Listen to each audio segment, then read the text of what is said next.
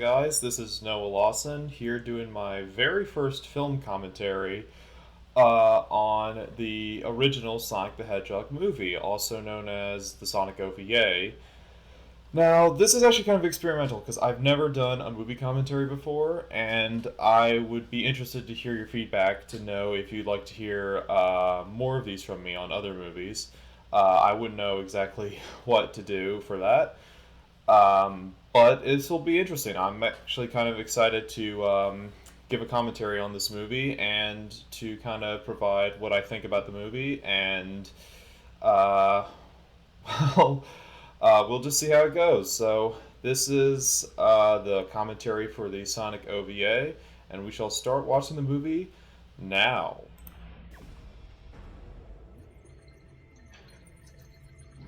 So, the origin for this movie, I believe it was a TV show pilot. It was a two-episode pilot that was made.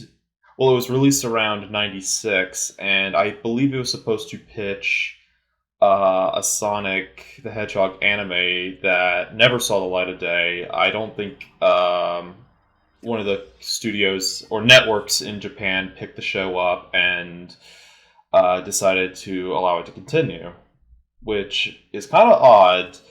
But there are some strange decisions in this movie where I can kind of see that it was a bit derivative from where the games were. Because this was '96, so the modern Sonic games, which began with Sonic Adventure, had not come out at this point. Of course, later on, it was released in America and cut together as one movie, dubbed in English, released as Sonic the Hedgehog the movie. And believe it came out around the same time Sonic Adventure came out in America in '99. So I think the really interesting thing about this movie is just its existence, where it is within the history of Sonic, and just some unique things about it. Like here, I don't believe this. I believe this is not Mobius. I believe this is a place called the Land of the Sky, which is interesting. Um, there are some characters in this that were only exclusive in this, like this character, Old Man Owl. And another interesting thing about this movie is that it has a lot of concepts and ideas that were later featured in some of the modern Sonic games, which I thought was really interesting. Like this location looks very similar to Angel Island, where Knuckles guards the Master Emerald. So that's really interesting, and I find this interesting too. Like, I want to know the history behind why Sonic and Tails seem to live in this broken down mess of like a crashed plane on an island.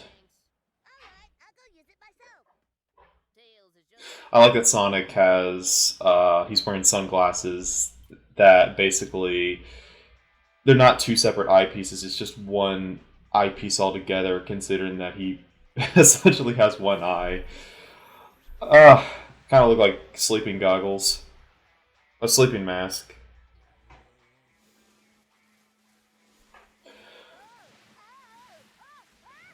Another thing about this movie that I think is actually pretty interesting is the music. The music's actually quite good in this movie. Unfortunately, I can't really say the same for the English dub cast. There's something about the English dub cast that feels um a little rushed, a little put together, and not as I guess maybe to say that they didn't put in enough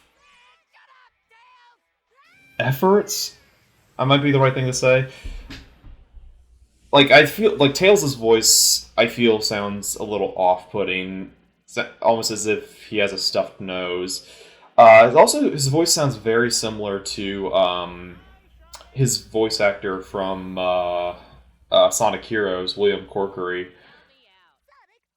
which I know a lot of people are not a fan of that voice, myself included. Also, I find like Sonic and Knuckles' voice, their voices in this movie sound a little too similar.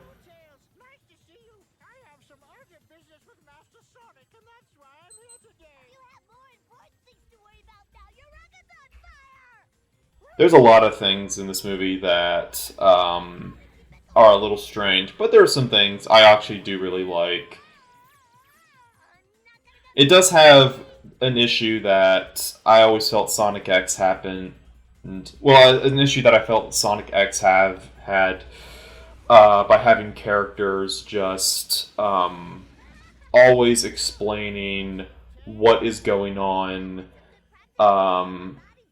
screen, which I do find to be very unnecessary for characters to just explain what is already on screen, an action that's happened, all that kind of stuff.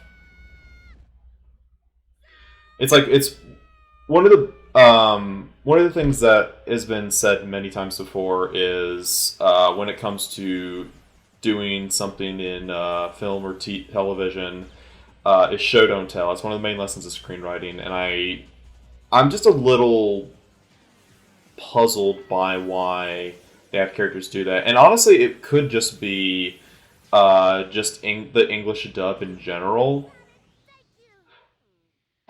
That's part of the reason why. Part of the reason why I'm doing a commentary on the English dub is number one, I don't speak Japanese, but number two, I also just I guess I just find like sometimes watching subtitled movies in a different language can just be a little hard to keep up with sometimes, just because you have to read your way through and you can't necessarily watch as much because you got to be reading the subtitles the whole time. But it's not that big of an issue.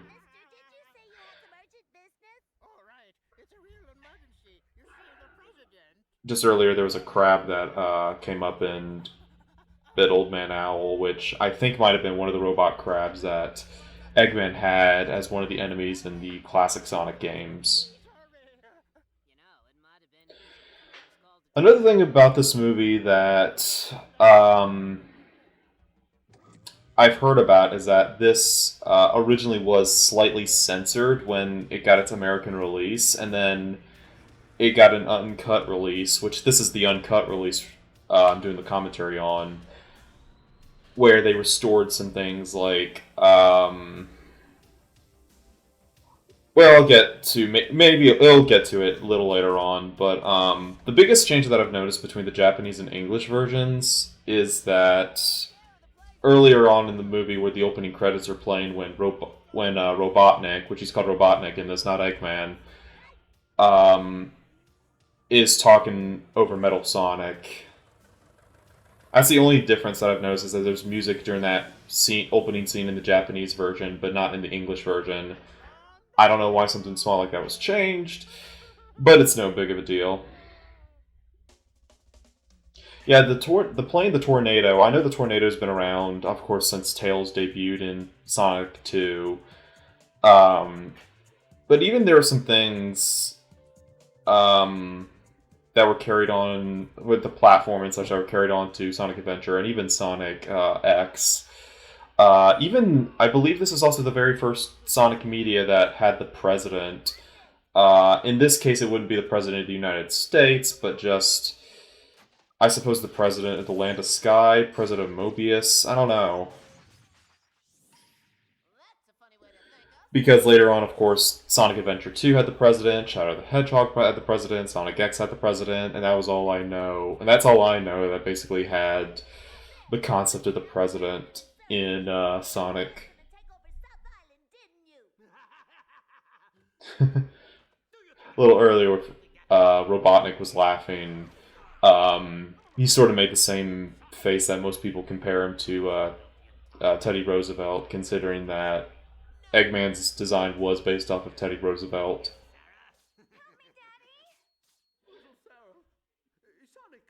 Yeah, the president in this movie kind of looks a little bit like an admiral, the way how he's dressed. Like an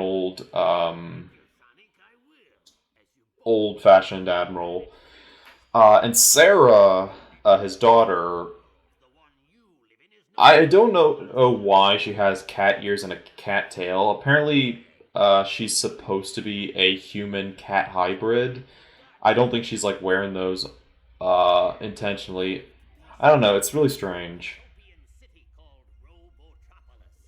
It's almost as if Sonic's had this weird relationship with having a human girlfriend that's not necessarily Amy Rose or Sally Acorn or whoever else. In fact, even in the original, one of the original plans for the first game was that Sonic was going to have a human love interest who was just a woman with like a short blonde haircut and a red dress, and her name was supposedly going to be Madonna. And then we have Sarah in the OVA, and then finally we have Princess Elise in Sonic 06. I don't know why Sega in general wanted to do this, even though it was an idea they had from the beginning. I just always found it kind of strange. How can we stop this terrible thing from happening, Robotnik? There's only one thing to do. Someone has to get through Metal Robotnik's traps, go into Robotropolis, and stop that generator before sunrise. And it should be the fastest one here. Forget about it. You created that stupid contraption in the first place. Why should I have to go around cleaning up your messes? Oh, no. Sonic, please do it.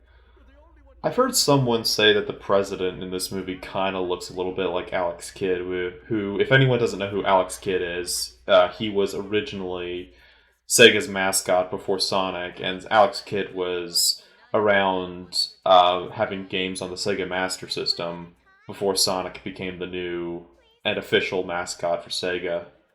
Fine, I'll do it.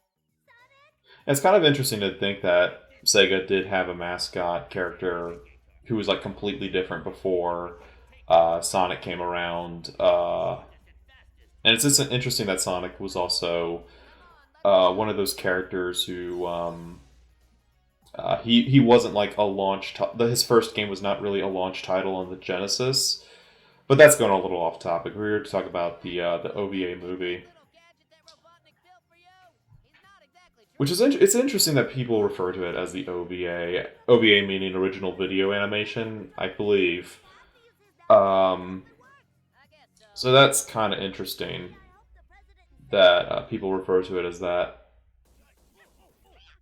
I guess we can't really call it Sonic the Hedgehog the movie anymore now that like the live action movie had just come as now out.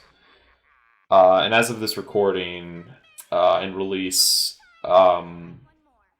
the first movie came out just last year, and they're planning the sequel, which, if anyone's curious to think what I thought about the live-action movie, I was not a fan of it. I thought it was very, very generic in its plot. It just felt like every recent, basic, generic family film that had come out in the past 10 or 20 years, and I just wasn't very impressed. I don't understand why they didn't have more than just a couple characters. But again, that has nothing to do with it. That was a little messed up. There are just some weird things about this movie, like just like the placement you just saw with Eggman in the cockpit with Sarah. Just some very strange things. Then again, Sonic in general just has a strange history of just weird things happening. And speaking of which, I actually, funny enough, think that this movie has better animation and a better art style than Sonic X had. There's just a bit more fluidity to the animation and the movements, and I just feel like the art style to be a lot more detailed. Sonic X just looked very basic. I mean, there were some nice little backgrounds in Sonic X, but I feel like it didn't have as much detail in the environment and background that this movie had.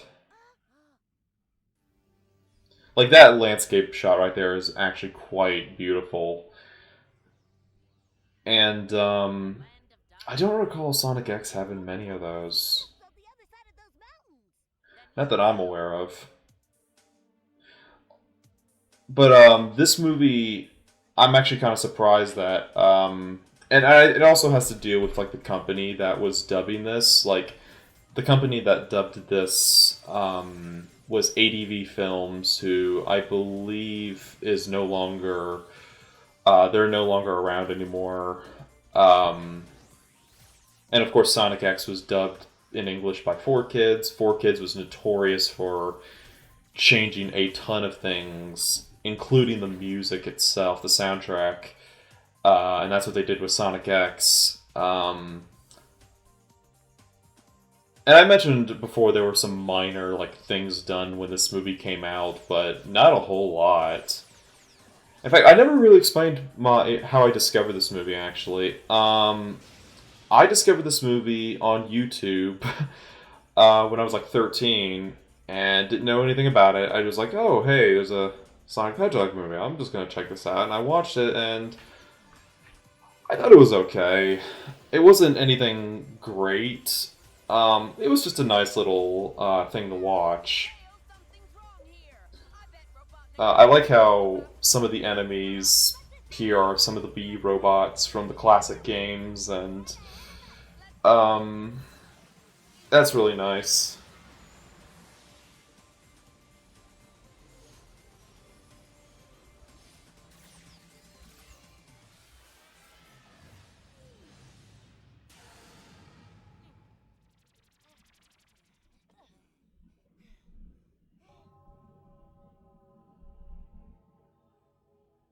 I don't think they ever explain what the city is. They say it's like right beside Robotropolis.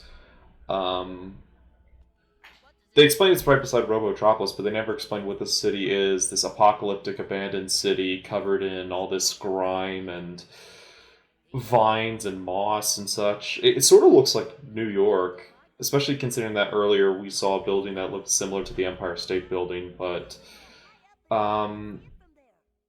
it never really like that building. That looks a little similar, especially in that shot. It looks similar to the Empire State Building, but it's kind of cool to see that there's also a bit of a flood. Some of the buildings have some of them are going underwater or tilting forward. And I think that moment right there where Tails says he's afraid of lightning is I believe it was actually brought up in one of the later games. I can't remember what game it was where they brought that up again. That Tails was afraid of lightning, but I think it was a nice little nod to this movie that I thought it was pretty cool. And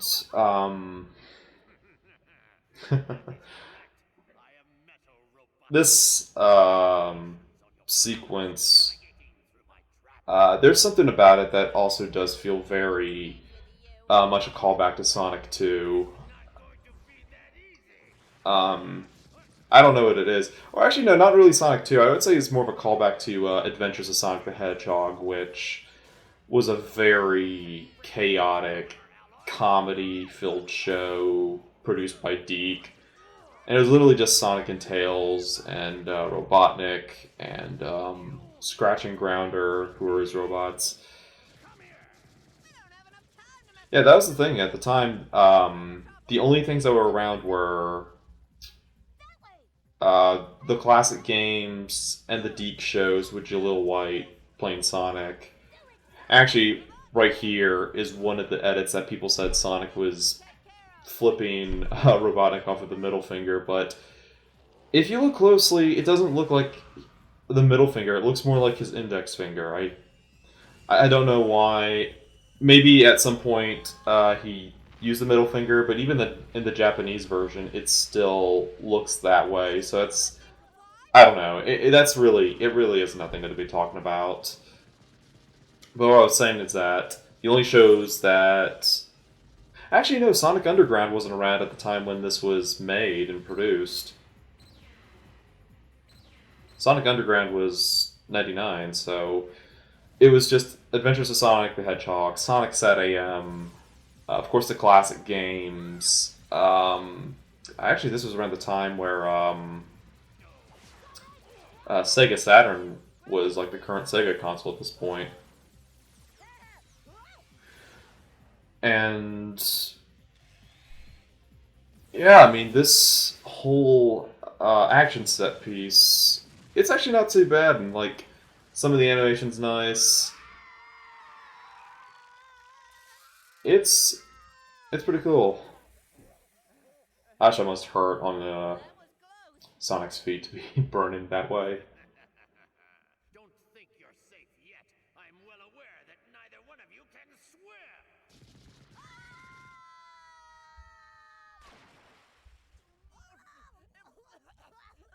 I'm drowning. Now I've finally gotten those two out of the way. I think it worked. Yeah, let's go. Mommy.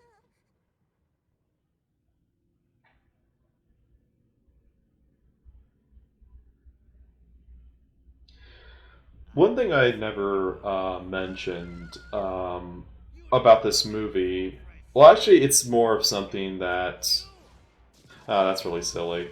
But one thing I think is really good that I actually recommend, a channel called Mr Kingalocious, who he actually did a complete like redub of this movie with like a remastered soundtrack, sound effects, voice cast. I highly recommend you check it out. In fact, I think I liked it a little bit more than the official English release. Probably just because I thought the voice acting was better, and there are a couple of other interesting things about it. He was currently working on doing the same thing with Sonic X, which I imagine that would be a real mouthful, a real handful to work on, to completely redub Sonic X, especially considering that there are many people out there who've tried to do it, and it's just a lot of... it's very time consuming. Of course, you know that I'm guilty of it because I've been making the uncut English edition for the past 2 years now, and as of this recording, I'm getting close to finishing it. I'm currently working on episode 72 as of this recording, so I'll be happy to like get it done and out of the way. And one thing I never mentioned, like right here, this is a moment where I feel that it's just explaining to the audience the stuff that's happening on screen, with Tails saying he can't fly since his tails are still stuck together. But I never mentioned that what's really weird about Knuckles in this movie is that he actually flies in this movie, which is really strange. Of course, most people know that Knuckles does not fly; he glides. The addition of the hat, I actually don't mind the look of the hat. It's a really interesting idea. I actually don't mind. I think there's something very unique about seeing Knuckles wearing a hat. I think it would have been kind of interesting if they actually had a little callback to that in Sonic X. It'd be a little interesting if there was a callback to Sonic X of Knuckles wearing the hat, kind of similar to how in some of the very early episodes of Sonic X, Sonic was drawn or animated where it looked like his quills were like in the shape of a mohawk on his back, similar to how his character design was in the Deke shows, which it was a little nice callback. I'm not a big fan of that design of Sonic, but it was not too bad. This design, they kind of draw Sonic's quills in this to look a little Goku looking with his the way how his spikes are shaped. But oh, another thing I never mentioned is about Eggman is that you see his eyes a lot in this, which is also very unique because normally you don't see Eggman's eyes apart from I suppose Sonic 06, which was very strange. Well, Sonic 06 overall was very strange considering that it was trying to have a completely realistic look and they gave Eggman a realistic look. I don't know, it was very... We kind of all know just how weird in general Sonic 06 was. Like I said, the artwork and it's just really gorgeous. Like this shot of just the sun set is very gorgeous on Sonic, Tails, and Knuckles. There's something about this that just the art style in general has that like 90s look to it that a lot of like Ghost in the Shell and such had with how Japan animated things. And please forgive me if I say some things wrong, because I'll be honest, I'm not the biggest I'm not really that into anime. One of the reasons why I did the Sonic X project was because it was Sonic, and I felt like I just felt that there should have been a proper sort of dub of the show, and that's what I was trying to achieve with adding the 4Kids dub in. And of course I got help from various voice actors, including a personal friend of mine, to help dub over that. And I'm happy how it came off. I'm not happy with some of the audio and how, like, the quality of the audio, but it's hey, I'll work with what I'm given. Now we're here. We've just began part 2 of the movie, which this is normally where like the second VHS tape for the original Japanese release began, with them actually entering Robotropolis. Like the little addition of Sonic's run cycle or his feet looking like a figure 8. Little nice touch.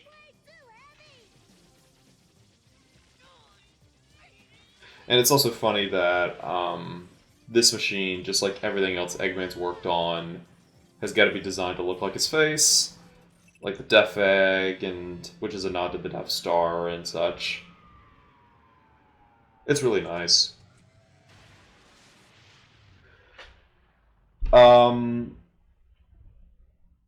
One thing about this, one thing I never really mentioned, going back to like having original characters in this movie, it's kind of odd that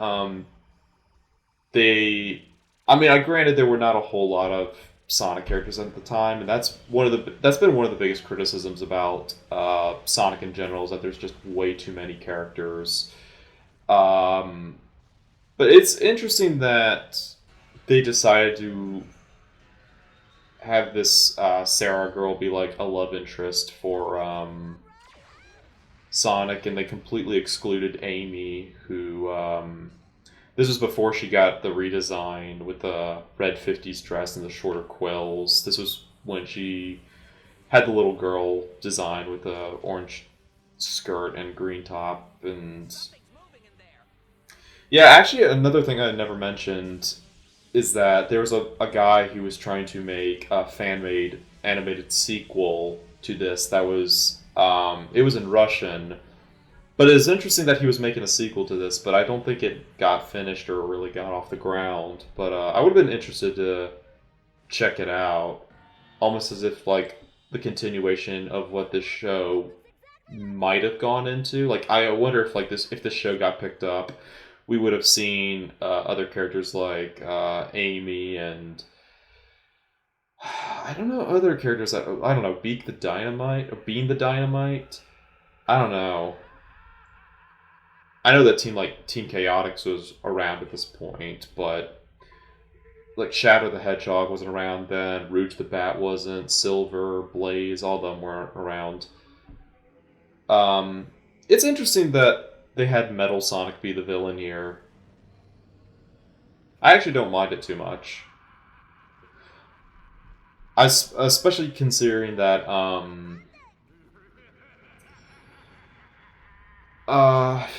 actually I don't think there were that many other antagonists around at this point, but it's cool that they had Metal Sonic be sort of like the main arch nemesis in this. I think it would have been cool to maybe like I honestly at this point I don't know what I'm talking about, and oh, that's gotta be painful.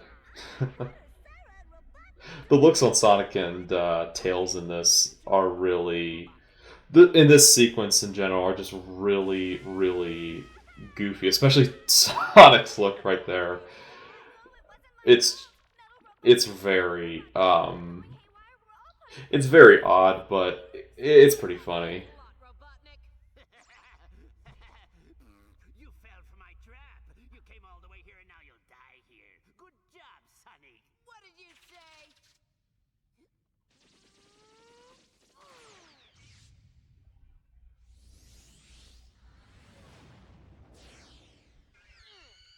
This is terrible.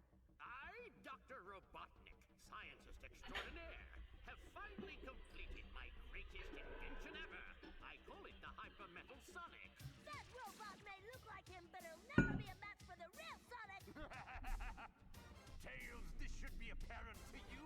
Sonic wasn't being electrocuted earlier. Instead, I was transferring his life data and collecting all the information essential. This music track playing Hypermetal Sonic is ready. it's not a bad music track. I just always found it a little odd. It has a bit of that quality of its time, but it's not too bad. I think the final song, Look-alike, I don't know what it is, but I always have a hard time just understanding the lyrics to that song. But it's an okay song. I think it's fine. It's I also find it really interesting that this movie is not really like the only time that this movie is brought up is really by the Sonic fans. It's not really brought up. Honestly, it's kind of like not even acknowledged by Sega. It's just a thing that exists, but it's never talked about again. Kind of like all the other like Sonic shows. It's never been like it's never really distributed or mentioned that much again, just because they want to move on to other things. Like all the Deke shows are not really mentioned that much again. Sonic X, not really. And I'm actually kind of surprised, even like Sonic Boom is starting to become kind of forgotten about. It's just strange that these things are just forgotten about over time, especially by what Sega does. This is where I think like things get a little interesting. I suppose. I think just what they do with like Sonic and Metal Sonic is actually not too bad. It's actually it's pretty interesting actually. I actually don't mind it that much.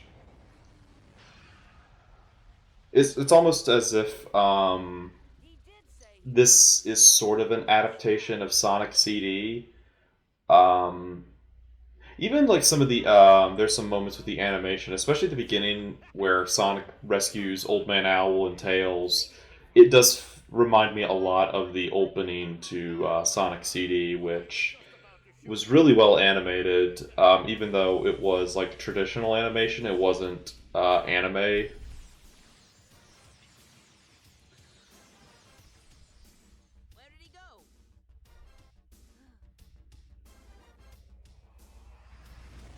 That was a really awkward transition where he just like flies in like a still image. That's probably the only time where I felt like the animation got pretty lazy. Sonic X had a lot of lazy animation, especially still images, like in the first episode where Sonic is making the homing attack at Chaos Control, where he's a still image. I'm pretty sure most people listening to this know what I'm referring to. What are you doing? There's a warp zone right in front of us. It's amazing that Tails is able to fly and Knuckles is holding on to his foot and he's not being dragged down. And I have no idea what that planet is, even though it looks a lot like Saturn. Like as in Sega Saturn. Maybe it was a nod, I don't know. Apparently Old Man Owl was wearing the same sunglasses that Sonic was wearing. And of course he's being confused thinking Metal Sonic is Sonic. I've never understood why Sega kept doing this with these sort of doppelgangers who look nothing like Sonic, and yet everyone seems confused by it. Like Metal Sonic, it's pretty ridiculous that people would. It's ridiculous that people would. The two look exactly alike, considering one's a robot and one's not. And it might be worse. It might be even worse with in Sonic Adventure 2 with Shadow, considering that Shadow again looks nothing like Sonic. It's almost as if like everyone is colorblind, and even if they were, they would still be able to tell the difference. But that's the biggest thing I really never liked about Sonic Adventure 2 is just how they make everyone seem very dumb, thinking that Shadow is Sonic, especially Amy when she runs up to Shadow. Now, yeah, he looks. Old Man Owl looks very, very 90s with the neon pink outfit, wearing the hat backwards, headphones, skateboard. I'd be interested to see what that scene was like with Metal Sonic telling Old Man Owl to wear that outfit. So, this movie, as I mentioned, like I said, has a lot of nods that would kind of be used in the modern Sonic games, almost as if Sega was inspired by the things that this movie did, which, considering that they never acknowledged this movie's existence, it's interesting that they borrowed a lot of things from this movie, especially considering that you just saw earlier Eggman giving Sarah her wedding dress, which looks a lot like Princess Elise's dress.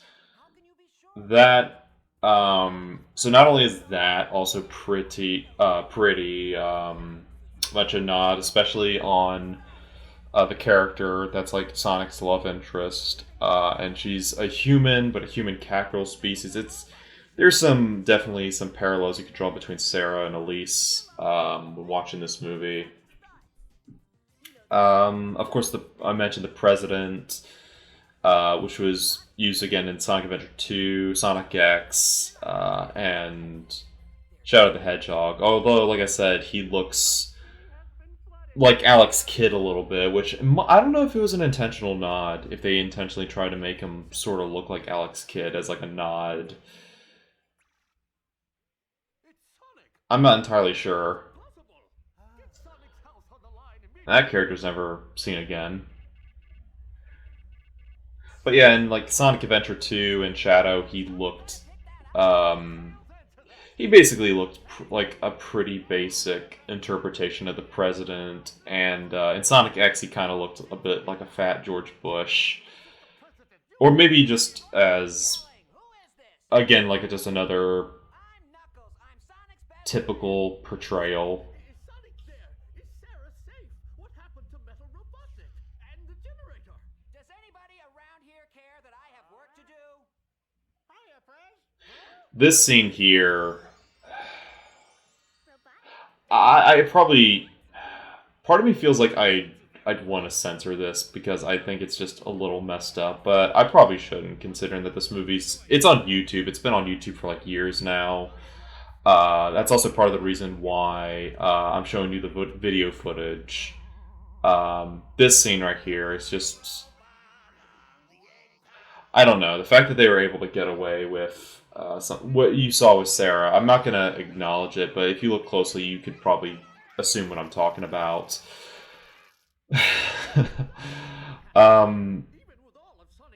But one of the reasons why I'm actually showing video footage for this commentary is because, like I said, this movie has been up for quite a while now, so there wouldn't be like any trouble in showing this, considering I assume this movie is in the public domain. If I were to do more movie commentaries, I would not show the video footage because, of course, copyright trouble. And yeah, this right here, that moment right there, looks very similar to Sonic Unleashed. Like, this is very, very eerily similar to Sonic Unleashed. Like, Sega thought that concept was interesting and they used it in Sonic Unleashed with the planet breaking apart into different chunks.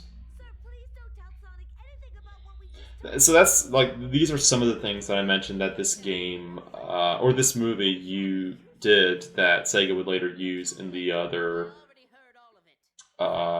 Sonic, the modern Sonic games. What? Metal is planning to melt the glaciers to the north. We have to stop him at any cost. Huh? Sonic? Tails, Sonic just disappeared from here. He must have gone after Metal on his own. That's bad! We'll have to do our best, too. We have to stop Metal no matter what. We're going to the North Pole. That means Metal has finally found the point of destruction. You should get ready now, Sarah. Calm down. Be quiet, buckle up, and hang on. We're hitting a warp zone. And she is kind of a... Sarah, she is kind of an annoying character, really. In that sort of traditional... Not traditional, just sort of typical, sort of anime girl way. I don't think she's quite as... I think she's a little more bearable than Elise was, and a lot of that has to do with just the plot and the writing in Sonic 06. But, yeah, and actually another thing I've never mentioned is that there are some things that were in this movie that were, I think, were also like later used for Sonic X. One of them, it's near the end with Metal Sonic's death. That's a nod to an event that happens in Sonic X.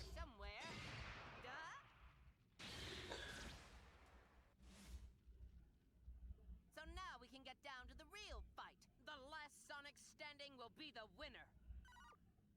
What? This world isn't big enough for both of us and one of us has to go? Well, I agree.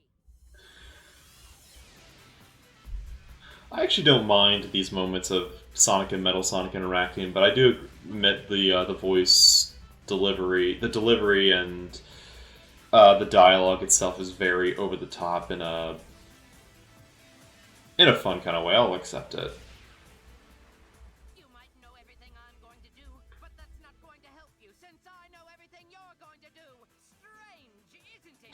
Oh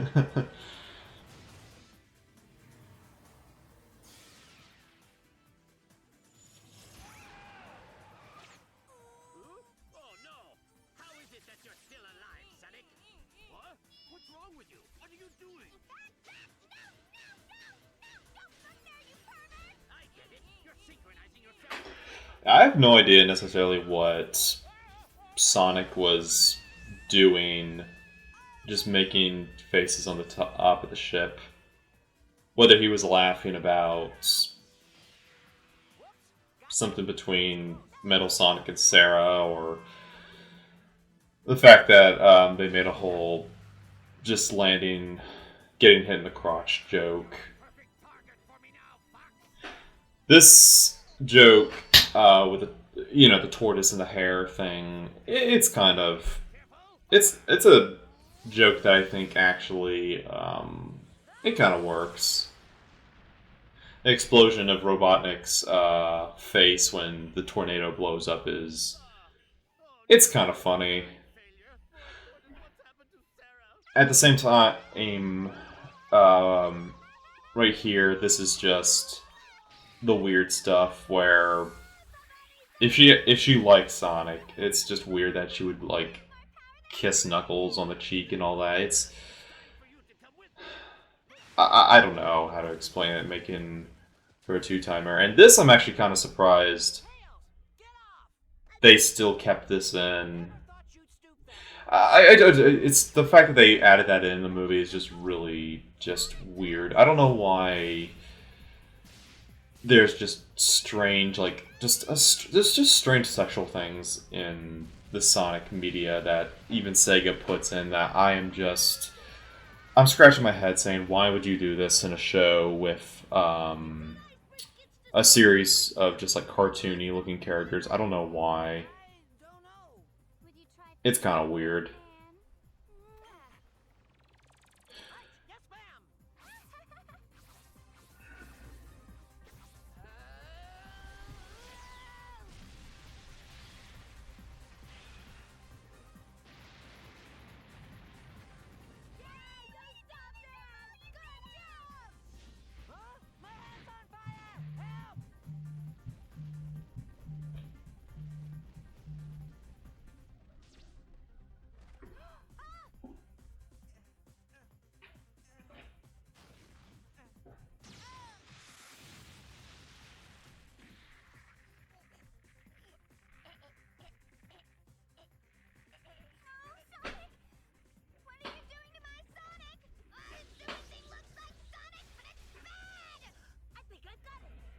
They do a pretty good job with making Metal Sonic seem intimidating. And I never commented it earlier. I especially love how when he's introduced to Sonic, the clouds of smoke just fade away, and he's just there staring dead-eyed at Sonic. That's a little goofy with his eyes going around. But I think that's a really it's a cool introduction, a nice little introduction to introduce Metal Sonic that way.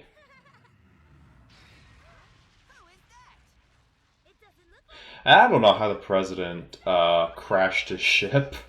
I don't know if like something screwed up the flight, or if like I could sort of imagine if it was Old Man Owl controlling the ship, but it's still ridiculous. I don't know. I don't know why the president is going there if he doesn't have like security, because that's just, I don't know. Maybe it's done differently in this Land of the Sky, which is not Mobius, I suppose.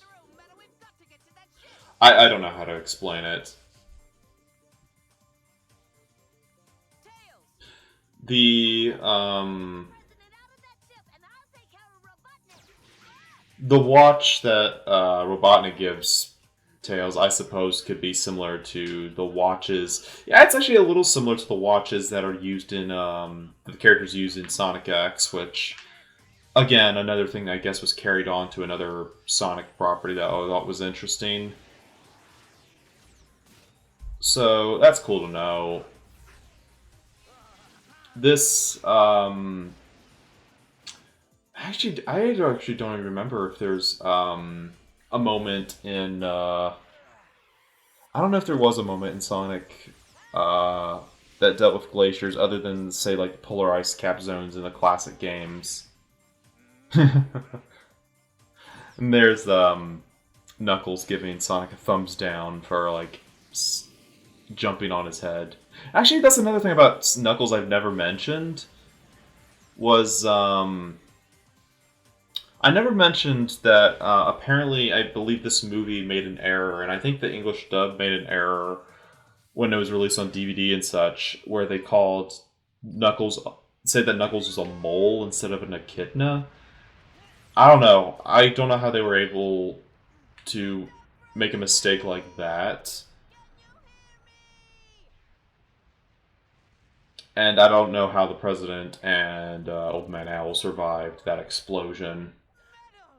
But this is the scene where it makes it an episode. Funny enough, the episode of Sonic X I'm working on as of this recording has the scene where Knuckles is trying to rescue Yellow Sokovia from falling into the lava, which I believe is paralleled from this scene. But at the same time, it also looks a lot like the ending of Revenge of the Sith, where Anakin is crawling away from the riverbank of lava. I do like how Metal Sonic just smacks away Sonic's hand, and you get this line,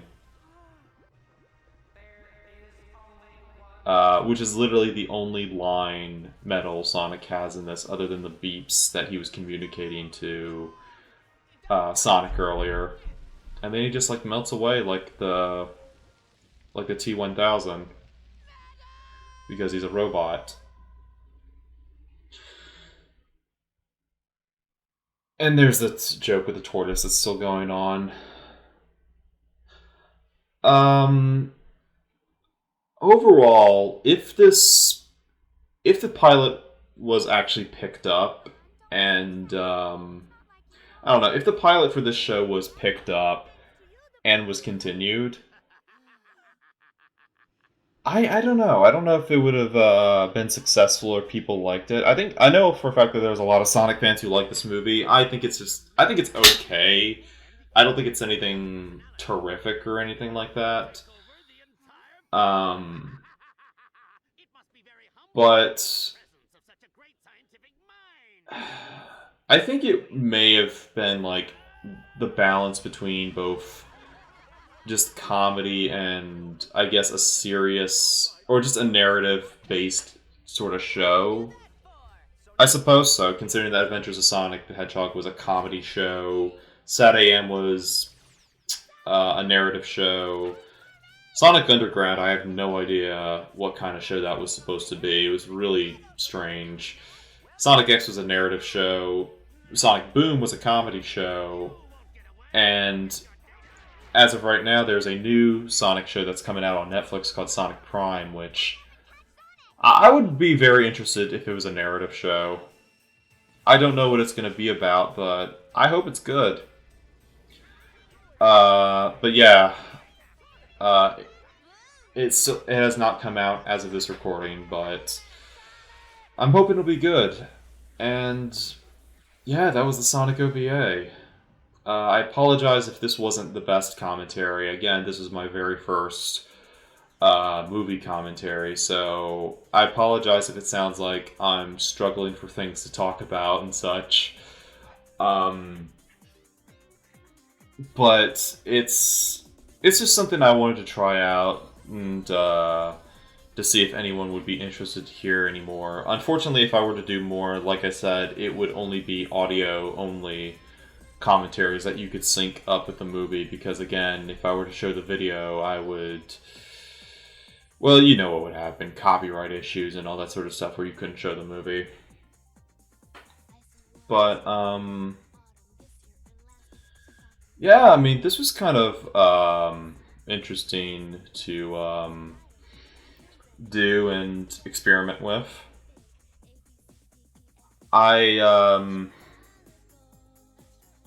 I did at one point think about doing oh, that's funny, mixing Akiyoshi Yoda.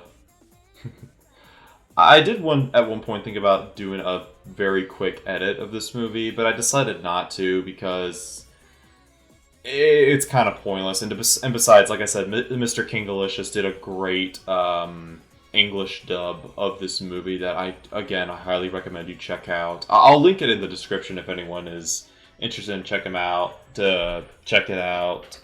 But yeah, it was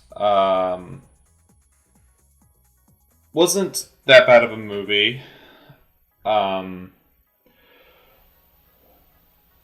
It's something that I thought was decent and all